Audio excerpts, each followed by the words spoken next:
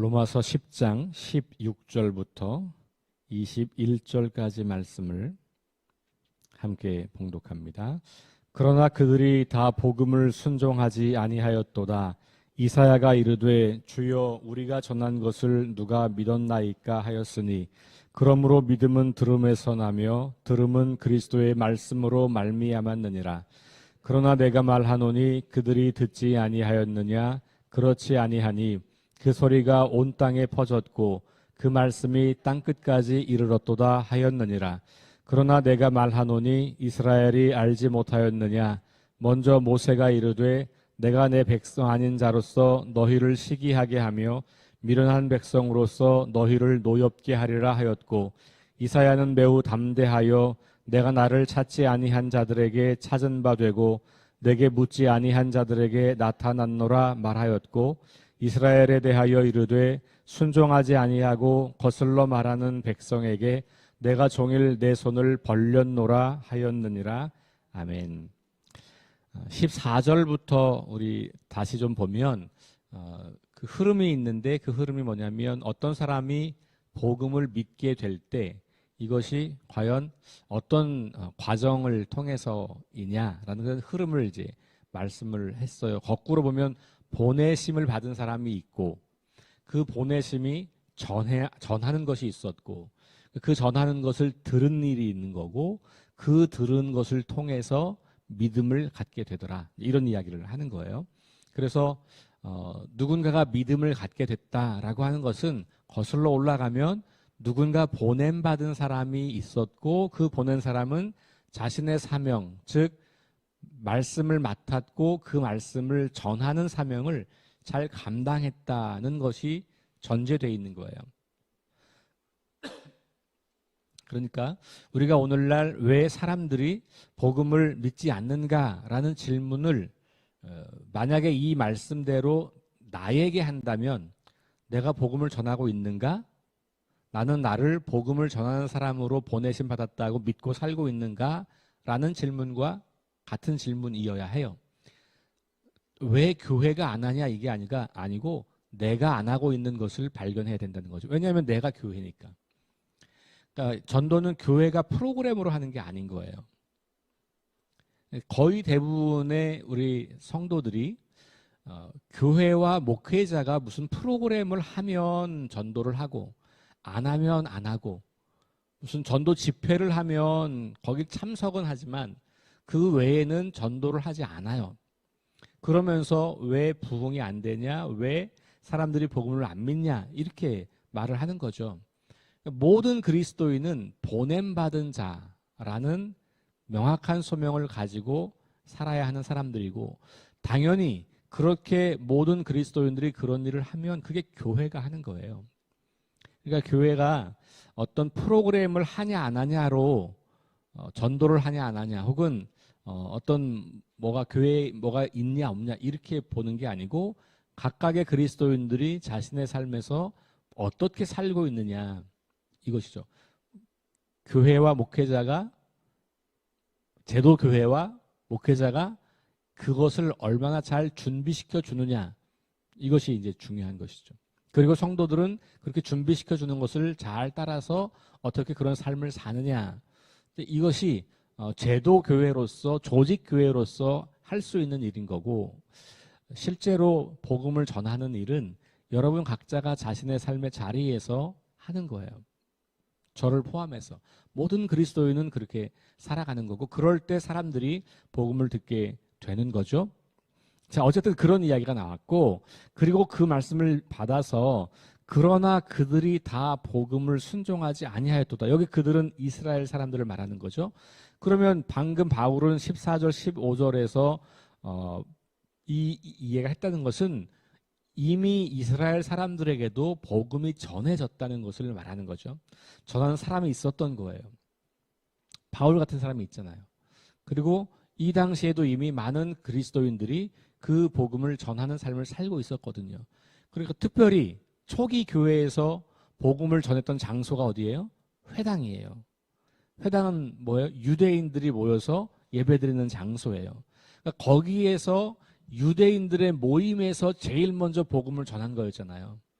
안디옥 교회가 헬라 사람들에게 복음을 전하기 전까지 예수님 사후 적어도 10년 넘게는 20년 가까이는 회당에서 복음을 전한 거예요. 그러니까 유대인들이 있는 곳마다 복음이 전해진 거예요. 그런데 그들은 복음에 순종하지 않는다 이런 거죠. 그러니까 이제 약간 앞에서 말한 거랑 뒤에가 모순이 되는 거죠. 분명히 보냄받은 자가 있고 그 보냄받은 자가 복음을 전했고 그 복음을 들었다면 믿음에 이르는 사람들이 있는 것이 마땅한데, 그러면 이스라엘 백성들은 듣고도 순종하지 않았는데, 불순종하는데, 그럼 누가 전하지 않은 거냐? 그들이 못 들은 거냐? 이런 질문을 다시 하게 되는 거죠. 그게 바로 오늘 읽은 본문에서 다루는 문제예요. 그러니까 16절 후반부에 아니하였도다 이 말, 그러니까 순종하지 아니하였도다라고 하는 말에 이어서 이사야가 이르되 주여 우리가 전한 것을 누가 믿었나이까? 그러니까 이사야가 했던 말씀을 그대로 가지고 와서 안 믿었다 그 얘기하는 거예요. 이사야 선지자도 이 옛날에 이런 말씀을 전할 때 사람들이 듣고 믿지 않더라. 오히려 이사야도 박해받았잖아요. 이사야가 전한 이게 53장 1절 말씀인데요. 53장 곧 1절 이후에 나오는 말씀은 뭐냐면 고난받는 종에 관한 이야기예요. 그러니까 예수님께서 이 땅에 메시아가 이 땅에 와서 고난을 받게 될 거다. 멸시를 받게 될 거다. 그는 되게 볼품없이 생겼다. 사람들에게 매력적이지 않다. 그리고 그가 우리가 겪어야 할 그 질고와 고난과 역경을 대신 담당하시는 분이다. 이 얘기하는 거거든요. 그 얘기할 때 사람들이 안 믿는 거죠. 메시아는 승리하는 왕으로 확 와서 막 모든 걸 제압하고 막 신비한 능력을 행사하고 막 이래야 되는데 이사야가 전한 메시지는 그게 아니에요. 아주 초라하고 볼품없는 그런 고난받는 종으로 온다는 얘기죠. 그런 얘기할 때 사람들이 웃기고 있는데 메시아가 그렇게 온다고 이렇게 얘기하는 거죠. 예수님이 십자가에 달려 죽으셨다. 웃기고 있네. 무슨 하나님이 그렇게 약한 모습으로 와. 예를 들면 이렇게 받아들인다는 것이죠. 그래서 바울은 이 이사야가 말했던 그 말씀을 그대로 가지고 와서 그들이 들었지만 불순종하였다. 이 이야기를 지금 하고 있는 거예요. 다시 17절에 믿음은 들음에서 나며 들음은 그리스도의 말씀으로 말미암았느니라. 요거 14절 15절에 있는 말씀을 좀 압축해서 3단계로만 줄였어요. 그죠? 믿는 거, 듣는 거, 그다음에 그리스도의 말씀. 여기서 그 말씀을 맡은 사람이 있고 그 말씀을 맡아서 보내진 사람이 있고 그 보내진 사람이 전하는 과정이 있는 건데, 그거는 이제 위에 나왔던 것을 그냥 압축해서 3단계로만 말했지만 어쨌든 결국은 그리스도의 말씀을 듣는 데서부터 믿음이 나온다라고 하는 이야기를 하는 거고, 그 당시 이스라엘 백성들은 그 그리스도의 말씀을 들었는데 왜 불순종하지? 그러면 안 들은 거 아니야? 이제 이런 질문을 하게 되는 거죠. 18절 그러나 내가 말하노니 그들이 듣지 아니하였느냐? 이렇게 질문한 사람이 있는 거예요. 자, 그리스도의 말씀을 듣는 데서 믿음이 난다고 하는데 유대인들이 안 믿어. 그럼 그들은 안 들은 거야? 이렇게 이제 다시 되묻는 그 물음에 바울이 그렇지 아니하니라고 답을 하는 거예요. 그렇지 않다. 들었다. 그러면서 또 말씀을 인용하죠. 시편 19편 4절 말씀을 인용해요. 그러면서 뭐라고 말합니까? 그 소리가 온 땅에 퍼졌고 그 말씀이 땅 끝까지 이르렀도다. 그러니까 유대인들이 있는 곳에 거의 대부분 예수 그리스도에 관한 복음이 전달됐다는 거예요. 물론 약간 과장법이죠. 어떻게 모든 온 땅에 퍼졌겠어요. 그죠? 네. 그런데 어쨌든 그 많은 유대인들이 이 말씀을 이미 그 당시 이 바울이 로마서를 쓸 당시만 해도 웬만한 유대인들이 흩어져 있는 회당에서는 이게 다 전달되었다고 바울은 보고 있는 거죠. 로마에서도 바울이 자기가 가지 않았음에도 불구하고 그리스도인 공동체가 생겼을 걸 보면 많은 사람들이 그 일을 감당했던 거예요. 그러니까 그럴 만큼 유대인들이 핑계할 게 없다는 거죠. 아, 우리 못 들었는데? 그런 말 못 들었는데? 자, 우리가 9장과 10장은 지금 동일한 이스라엘 문제를 다루고 있는데 관점을 이렇게 보시면 조금 구별이 돼요. 9장은 강조점이 어디 있냐면 이스라엘을 하나님이 버렸냐? 그렇지 않다. 하나님의 약속은 유효하다. 그리고 그것은 하나님의 자유로운 선택과 주권에 달린 문제다. 그러니까 하나님의 주권을 강조한 거예요. 그러니까 이스라엘을 택하고 이방인을 택하고 이런 것들은 하나님의 선택, 하나님의 주권에 의한 거야. 요게 강조점이라면, 그러니까 지금 이스라엘 백성들이 지금 이렇게 믿지 않고 이방인들이 많이 믿고 있는 것이 유대인들을 버린 거냐? 그건 아니고 그 하나님의 선택적 주권적 선택은 여전히 이방인들을 통해서 이어지고 있는 거지 유대인들이 끊어진 건 아니다. 이런 이제 이야기를 하는 거라면 10장의 포인트는 이스라엘 사람들에게 있어요. 그러니까 9장은 하나님에게 관심이 있었다면 하나님이 어떤 분이냐? 하나님은 여전히 그 주권적 선택을 이어가시는 분이고 약속을 신실하게 지키는 분이다 라고 하는 게 관점이라면 9장에서의 관점은 이스라엘 백성들의 반응, 정확히 말하면 반응 없음을 강조하는 거예요.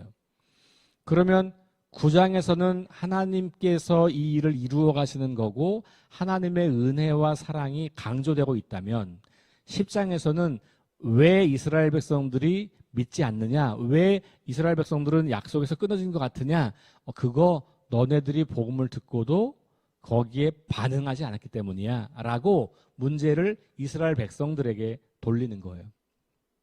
그러니까 그런 차이점, 그러니까 똑같은 현상을 보는데 하나님의 행하심의 관점으로 보면 9장 이야기가 되는 거고 이스라엘 백성들의 반응의 관점으로 보면 10장 이야기가 되는 거예요. 자, 19절에 또 다른 질문을 해요. 그러나 내가 말하노니 이스라엘이 알지 못하였느냐? 이렇게 물어요.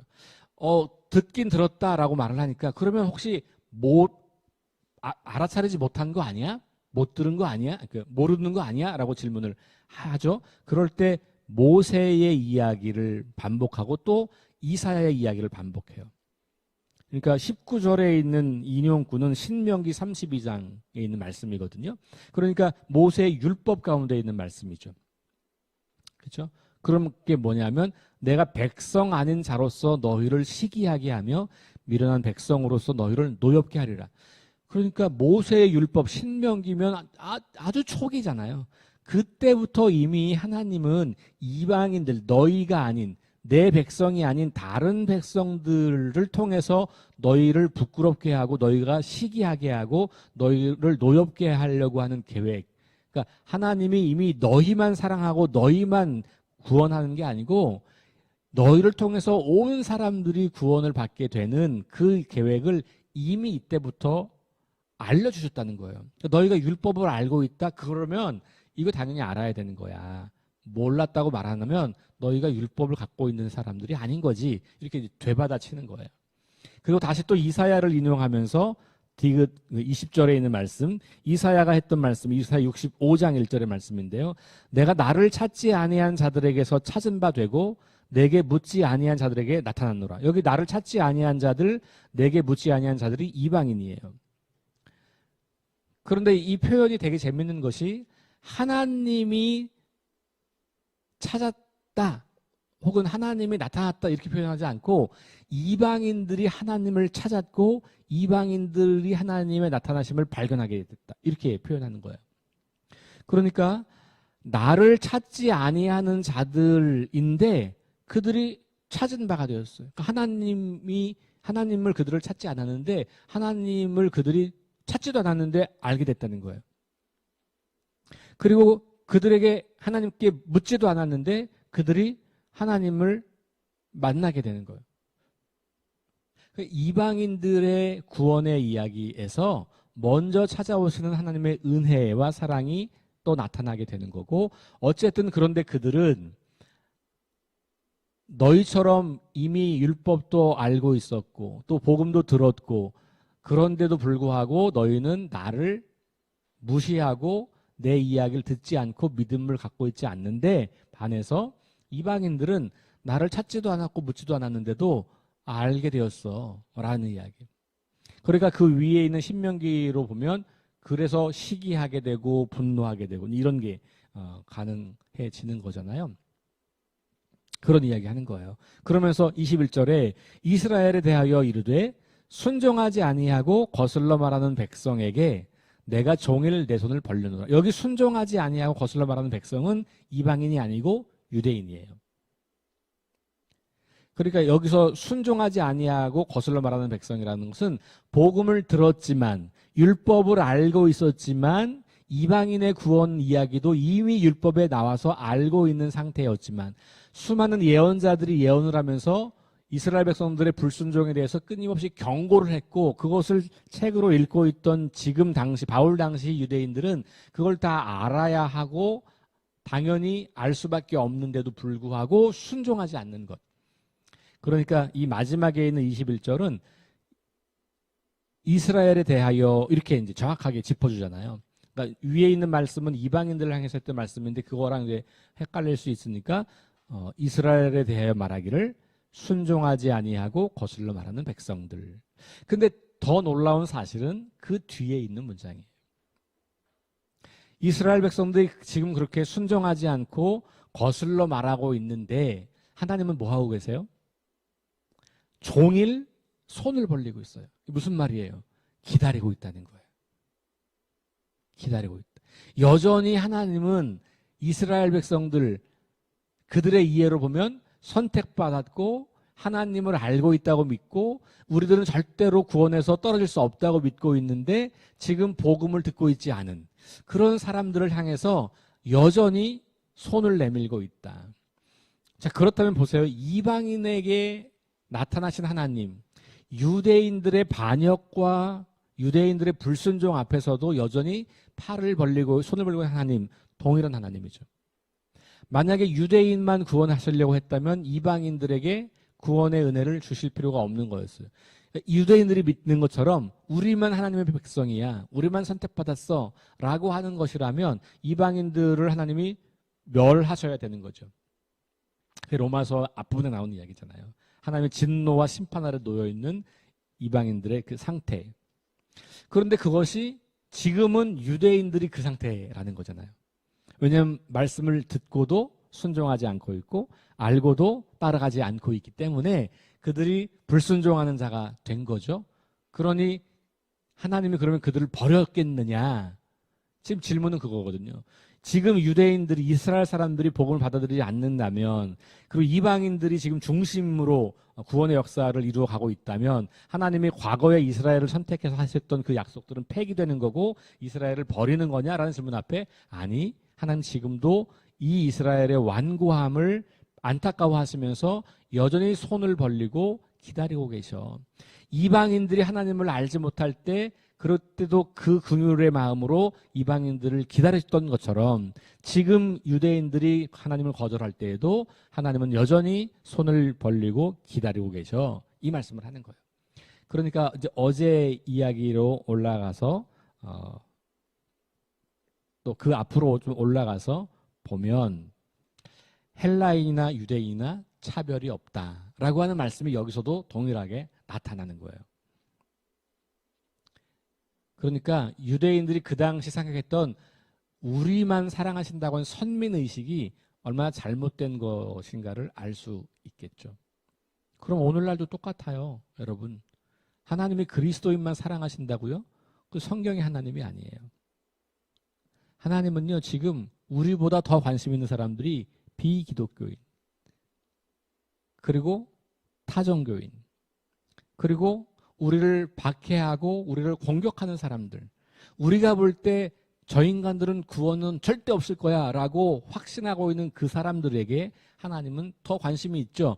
왜? 하나님의 관심은 이 깨어진 세상을 회복하는 건데 깨어진 세상의 회복은 한 사람의 구원으로 말미암아 시작되는 거예요. 그러니 하나님은 교회에 관심이 없진 않죠. 교회를 통해서 그 일을 하니까. 그런데 교회를 통해서 그 일을 한다고 할 때 교회를 통해서 하고 싶은 일이 뭐예요? 그게 바로 지금 그런 불순종하는 사람들, 하나님을 모르는 사람들, 하나님을 찾지도 않고 묻지도 않는 사람들, 혹은 하나님을 알고 있지만 의도적으로 거부하는 사람들, 이런 사람들에게 여전히 손을 벌리고 그들이 오기를 기다리고 있는 건데 그들에게 복음을 전하는 것이 교회가 할 일이고 우리 그리스도인들이 할 일이다 라는 거죠. 그 교회 존재 이유는 여기 있는 거예요. 하나님이 우리를 통해서 그 하나님의 일을 수행하시는 거죠. 하나님이 만약에 우리 교회를 그렇게 부르셨는데, 그리스도를 그렇게 부르셨는데 우리가 그걸 안 하면 어떻게 하실까요? 하나님은 돌들로 외치게 하는 거예요. 그게 무슨 얘기일까요? 여러분, 돌들로 외친다는 게 무슨 말일까요? 하나님 믿지 않는 사람들이, 하나님을 모르는 사람들이 오히려 우리보다 더 하나님의 뜻을 따라갈 가능성이 있다는 말씀으로 해석할 수도 있어요. 그들은 의지적으로 하나님을 모름에도 불구하고 그들이 뭔지 모르지만 우리가 만약에 그 일을 하지 않으면 하나님은 우리를 사용하지 않고 그들을 사용할 수 있다는 거죠. 여러분, 구약 성경에서 이스라엘 백성들의 불순종을 깨우치기 위해서 누굴 사용하셨어요? 이방 나라를 사용했잖아요. 왜? 하나님은 믿는 자만의 하나님이 아니라 온 세상의 하나님이시고 온 백성의 하나님이시고 모든 만물의 주인이시기 때문에 하나님이 필요하시면 그렇게 쓰시는 거예요. 그러니까 우리가 예수 안 믿는 사람들을 통해서도 깨달음을 얻을 수 있는 거예요. 그래서 오늘 이 말씀을 다시 잘 기억하시면서 우리의 반응이 얼마나 중요한 거구나. 그러니까 전통적으로 우리가 로마서를 믿음으로 말미암는 구원이라고 말을 하면서 자꾸 우리는 인간의 반응을 굉장히 무시해오는 생각들을 많이 했어요. 인간이 뭔가를 반응하는 것은 인본주의다. 제가 제일 싫어하는 말이 인본주의, 신본주의 나누는 거예요. 하나님은요, 인본주의자예요. 하나님의 인본주의가 아니면 어떻게 인간을 구원하려고 인간이 되시겠어요? 생각해 보세요. 하나님은 인간을 너무 사랑하시는 분이고 인간을 구원하려고 하시는 분이잖아요. 진짜 인본주의가 신본주의인 거예요. 이걸 나누는 것 자체가 벌써 기독교의 이 신학을 아주 이분법적으로 나눠버린 거예요. 그래서 거기에 능력이 사라져 버린 거고 세상으로부터 비난과 손가락질을 받을 수밖에 없는 상태가 된 거예요. 하나님의 관심은 사람에게 있어요. 그러면 우리가 할 일은 우리 힘으로 하나님 우리에게 주신 지혜가 있고 우리에게 생각하라고 하셨고 우리에게 손과 발을 주셨고 우리에게 물질도 주셨고 달란트도 주셨고 그거 왜 주셨겠어요? 하나님이 우리를 통해서 일하지 않으시면 그냥 하나님이 알아서 혼자 하시면 되지. 우리가 선한 일을 하고 우리가 옳은 일을 하고 우리가 정직하게 살고 우리가 열심히 행하는 그 행함을 하나님은 통해서 하나님이 일을 하시는 거예요. 그러니까 우리에게서 뭔가 아무것도 기대할 수 없다고 하는 것은 타락한 본성을 말하는 거고 구원받은 우리는 기대할 게 많은 거예요. 회복이 됐으니까. 근데 회복이 된 그리스도인들인데 여전히 회복이 안 된 옛날 상태로 자신을 규정하고 우리는 아무것도 선한 게 없어요. 우리에게서 나오는 것마다 다 나쁜 것들이에요. 그렇게 말하고 살면 그럼 우리는 죄가 해결이 안 된 거죠. 그러니까 이걸 너무 분리를 해놨기 때문에 그래요. 그러니까 여러분 하나님이 우리를 통해서 우리와 함께 일하시는 분이에요. 그러니까 우리가 열심으로 생각하고 행동하고 그런 것을 해야 되는 거예요. 그게 인본주의가 아니고 신본주의이기 때문에 그렇게 하는 거예요. 하나님이 나를 통해서 일하신다고 하는 믿음. 그러니 그런 걸 구분하지 마시고 인간의 행위 다 쓸모없는 거야. 그 행위는 다 악한 거야. 이렇게 보시는 건 구원을 전혀 모르는 이야기예요. 하나님이 그러면 이 성경을 뭐하러 우리한테 주셨겠어요? 그냥 혼자서 알아서 다 행하시면 끝나는 걸. 뭐하러 우리한테 생각할 수 있는 지성을 주셨겠어요? 아무 생각 없이 무조건 믿으라면. 그렇지 않아요. 하나님은 인격적인 분이라는 걸 여러분들이 늘 기억하셔야 되고 인격적이라고 하는 것은 우리의 선택을 존중하신다는 거고 우리의 선택을 존중하신다는 말은 우리가 바른 선택을 할 수 있도록 우리를 창조하셨다는 말이에요. 그것이 죄로 인해서 망가졌기 때문에 우리가 잘못된 선택을 하는 건데 우리가 진짜로 구원을 누리고 산다면 로마서에서 말하는 것처럼 죄의 권세 아래 우리가 휘둘리지 않는 거예요. 그러면 당연히 우리가 살아가는 삶이 하나님께 영광을 올려드리는 삶이 되는 거죠. 그러니 여러분 우리가 복음에 반응하는 것, 우리의 인격적 반응, 우리의 순종 이것을 중요하게 여기시고 매일 말씀 앞에서 나는 오늘 어떻게 내 삶을 만들어 갈까 궁리하시고 생각하시고 그렇게 살아가세요. 많은 분들이 하나님 저는 아무것도 못하니까 하나님 도와주세요라고 기도만 하지 안 살아요. 안 움직여요. 생각 안 해요. 기도하면 다 된다고 믿어서 그래요. 다 안 돼요. 기도하면 하나님이 우리가 그걸 할 수 있는 힘을 주시는 거예요. 그러면 우리가 그걸 해서 하는 거예요. 그러니까 우리가 용어가 기도하면 다 된다라고 하는 말이 참 은혜로운 말이긴 하지만 굉장히 많은 것들을 이상하게 만들어 놨어요. 그래서 실제로 우리가 사랑하지 않으면서 그 사람을 기도만 하면 하나님이 알아서 사랑해 주신다고 착각하는 거죠. 그렇죠? 국가를 위해서 기도만 하면 하나님이 다 알아서 해 주시나요? 아니요. 우리들을 통해서 일을 하는 거잖아요. 이웃을 사랑하는 거 우리가 해야 될 일인 거잖아요. 이 깨어진 세상을 고치고 치유하는 거 우리한테 맡기신 일이에요. 그 일을 우리가 하는 거죠. 그러니까 여러분 우리가 믿음에 대해서는 관념과 확신과 마음의 어떤 내적인 문제가 아니고 실제 우리의 삶의 방식의 문제라는 것을 기억할 필요가 있어요. 그러니까 바울은 이제 곧 나오겠지만 11장까지 이 문제를 끝나고 나면 12장에서 그 삶의 방식을 계속해서 강조하고 너희 몸을 거룩한 산 제물로 드리라 라는 말씀을 하는 거죠. 그게 중요하니까. 자, 오늘 반응에 관한 문제. 이스라엘 백성들이 왜 복음을 들으면서도 그걸 믿음에 못 갔냐? 그것은 결국은 반응하지 않았고 부정적 반응을 했고 거절했고 오늘 우리에게 주님께서 말씀하시는 것에 대해서 적극적으로 반응하면서 주님의 뜻을 우리의 삶을 통해서 구현해 나가는 그런 하루가 될 수 있기를 주의 이름으로 축원합니다. 기도하겠습니다.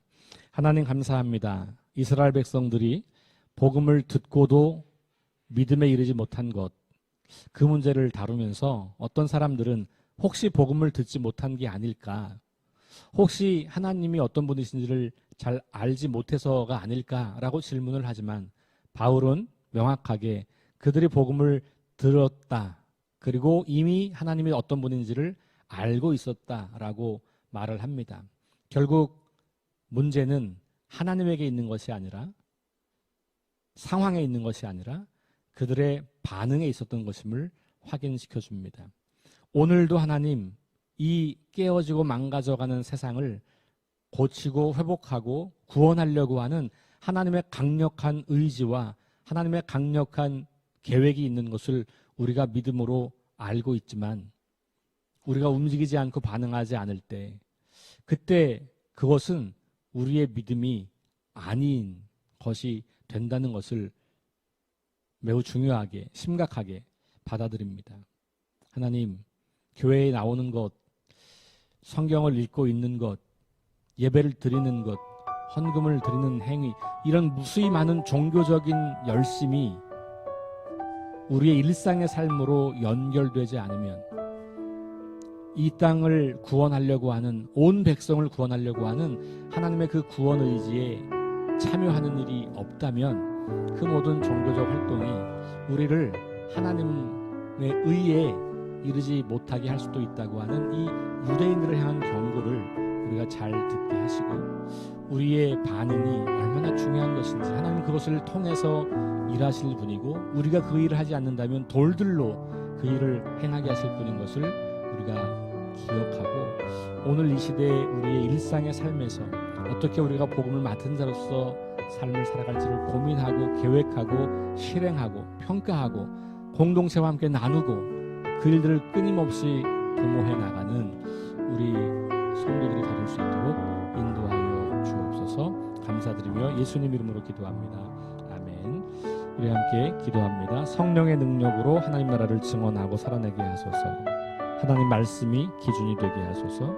질병과 연약함으로 고통당하는 사람들을 치유하여 주소서. 전쟁과 자연재해와 가난과 억압으로 고통당하는 지구촌 이웃들에게 은혜를 베푸소서. 우리 함께 합심해서 기도합니다.